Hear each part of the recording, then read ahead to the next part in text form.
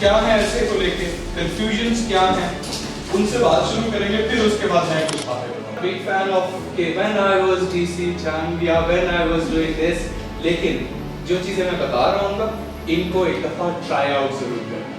एक टॉपिक के ऊपर आपने ऐसे लिखना है 2500 to 3000 वर्ड्स का। आज के बाद आपका जो ऐसे की लेंथ या उसकी कितनी क्वांटिटी होनी चाहिए, उसका जो पर्सपेक्टिव है, नंबर ऑफ पेजेस नहीं होगा, नंबर ऑफ वर्ड्स होगा।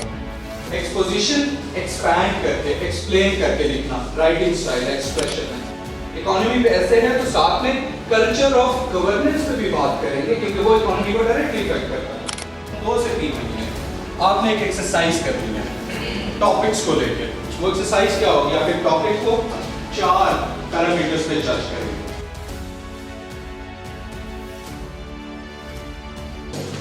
क्या हाल चाल है, कैसे हैं आप लोग? ठीक ठाक। How is it going? Enjoy कर रहे हैं? Yes sir. कौन से हॉस्टल में है?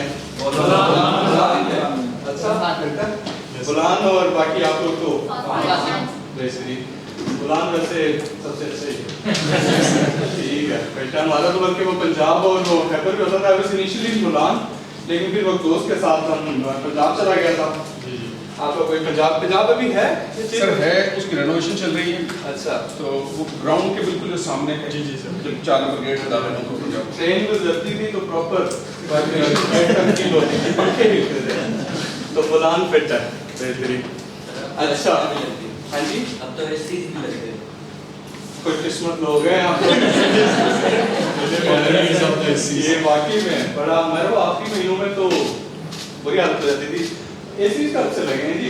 इन्हीं की रात को लगे थे, इन्हीं की आमद पे लगे। ये आप लोगों ने स्पेशल सीएसएस का, नहीं तो आप लोगों ने वाकई में सीएसए को आके रिफॉर्म कर दिया। एसी जाती वाकई में this is a big change, अभी तक नहीं लेकर आप लोगों ने आके लगवानी है। Thanks to CSA. डेफिनेटली। तो आई होप जर्नी अच्छी चल रही है, चीज़ें समझ भी आ रही होंगी, कुछ कर भी रहे मार्केट अपने मैं साथ लाया हूँ। अच्छा, मेरा नाम वकार करीम है, I am civil servant, I am serving as a deputy commissioner Inland Revenue Service IRS। I am from 46 common और I am a graduate of London School of Economics and Political Science. I did my Chevening scholarship back in 22-23।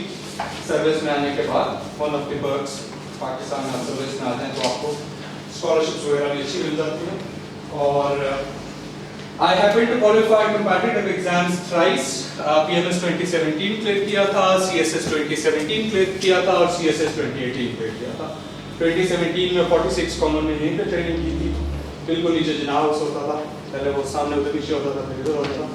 तो it's good to see you guys कि आप लोग इस experience को go through कर रहे हैं, चेरिश कर रहे हैं।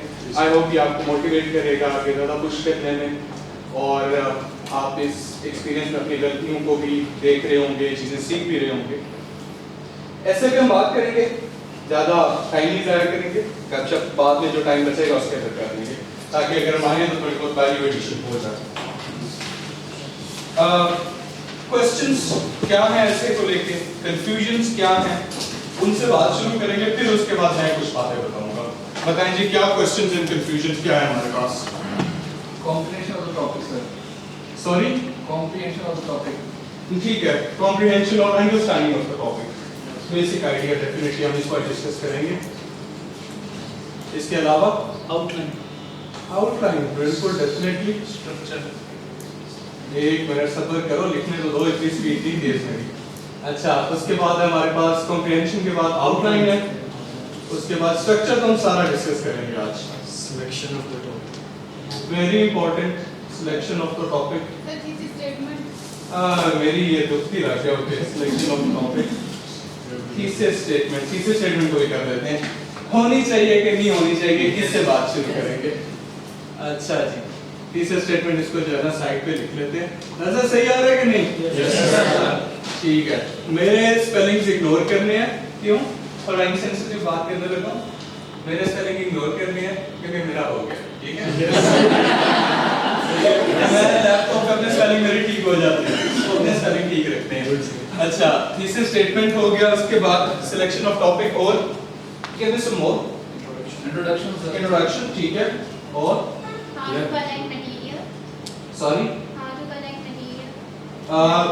सोर्सेज, एज इन सोर्सेज या मटेरियल का, बिल्कुल ठीक है, और Sources and how we can know this is the perfect source. Yeah. Perfect source, creativity source के बारे में, परफेक्ट सोर्स की बात कर रहे हैं। चलिए इसमें सोर्सेज में डिस्कस करेंगे इसको। क्रिएटिविटी एज इन क्वेश्चन थोड़ा सा क्रिएटिविटी क्रेडिबिलिटी सोर्सेज अच्छा, क्रेडिबिलिटी और ऑथेंटिसिटी, ठीक है, इसको हम बात कर लेते हैं, बिल्कुल ठीक है।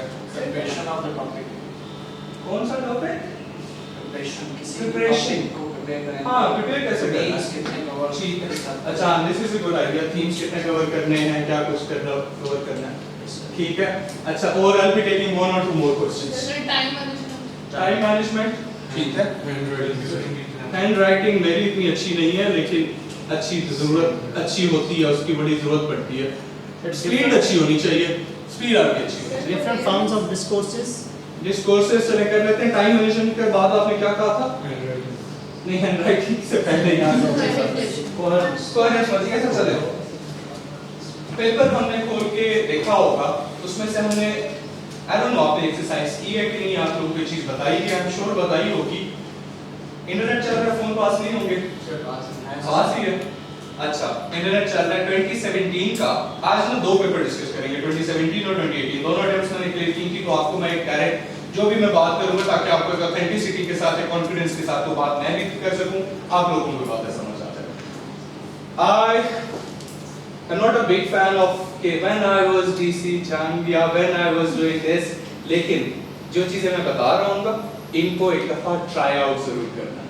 मेरे से ज्यादा एक्सपीरियंस वाले लोग, ज्यादा अटेम्प्ट्स क्लियर करने वाले लोग अगर आ जाए तो उनकी बात को फिर वेटेज कर लेना, उससे पहले ट्राई जरूर करना, ठीक है। अच्छा, 2017 का पेपर खोलें और उसको गो थ्रू करें, just take 2 minutes and go through that ऐसे पेपर, उसको जो है ना एक दफा गो थ्रू करें। मैं उसमें से कुछ चीजें आपके साथ देखना चाहता हूँ, डिस्कस करना चाहता हूँ, क्या टॉपिक्स हैं, क्या कुछ है। स्क्रीन पे लगा देते हैं, चलो, good idea.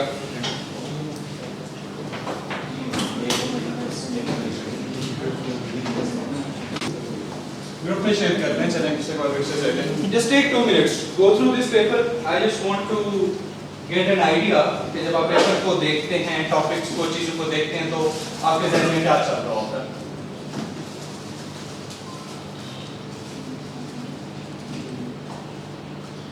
By the way, मैंने इसके अंदर modern Wars not Holi Wars ये वाला टॉपिक किया था। अच्छा, देख लिया, इंटरनेट स्लो है। अच्छा, हमारे पास ये भी तो खबर नहीं हो रहा। अच्छा, हाँ जी, जब हम देख लें तो मुझे बता दें। देख लिया बस, ये देख लिया बस, देख लिया बस। चल, इनको मैं आसानी करनी भी देखा तो कोई इशू नहीं है। हमने नोट पढ़ा है जो ऊपर लिखा हुआ है, अब नोट पढ़े, यही चीज मैं आप लोगों के साथ डिस्कस करना चाह रहा हूँ। नोट पढ़ने ऊपर एक नोट लिखा हुआ है और ये आपका ऐसे का पासिंग क्राइटेरिया है सारा जो नोट है। हम यही सबसे बड़ी गलती करते हैं, नोट पढ़ते ही नहीं। पढ़े नोट, देखें एग्जामिनर ने खुद बताया हुआ क्या क्या क्या चीज चाहिए, एक दो गो थ्रू करना है, फिर मैं आपको बताता हूँ किस नोट में क्या कुछ है।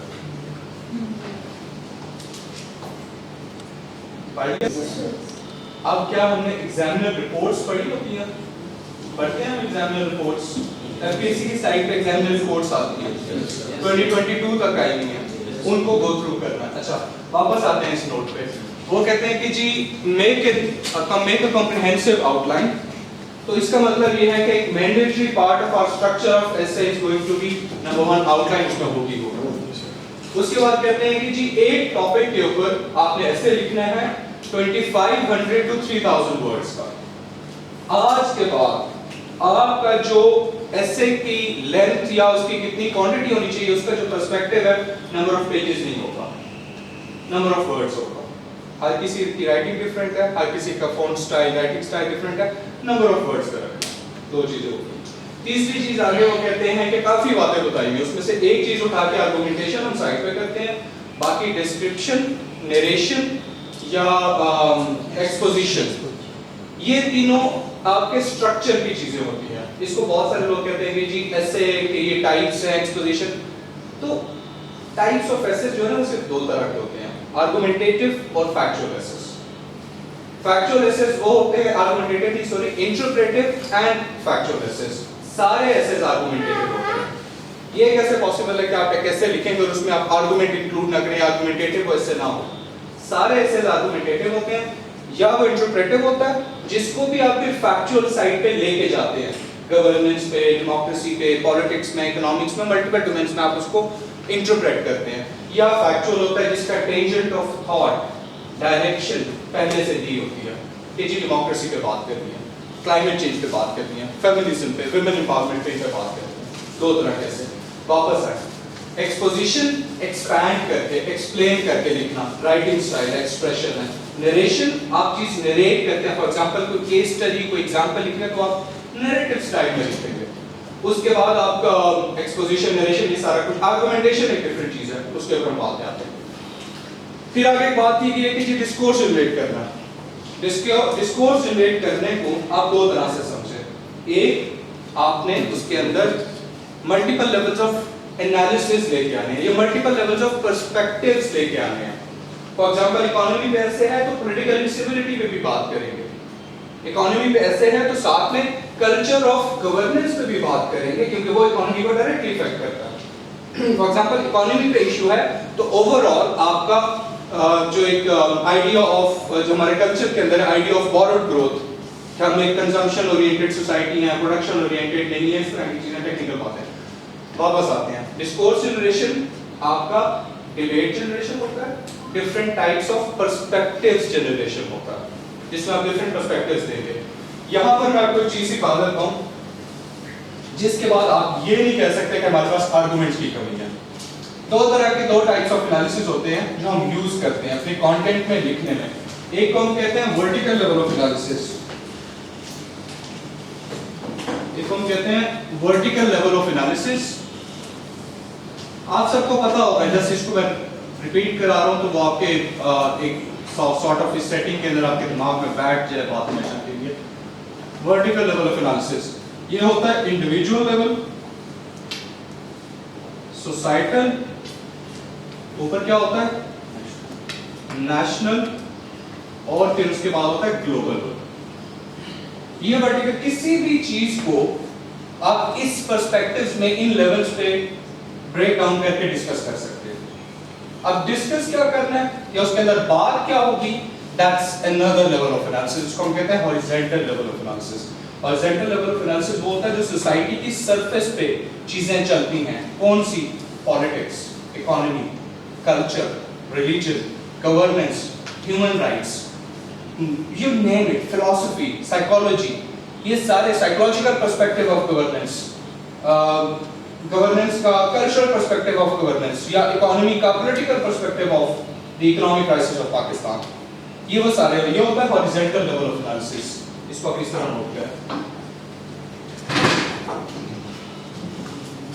Horizontal level of analysis. इसके अंदर मैं आपको काफी लिखवा देता हूं, तो हमेशा आप पहले लिखवा दूं फिर उसके बाद बात करते हैं। Political, psychological, philosophical, cultural,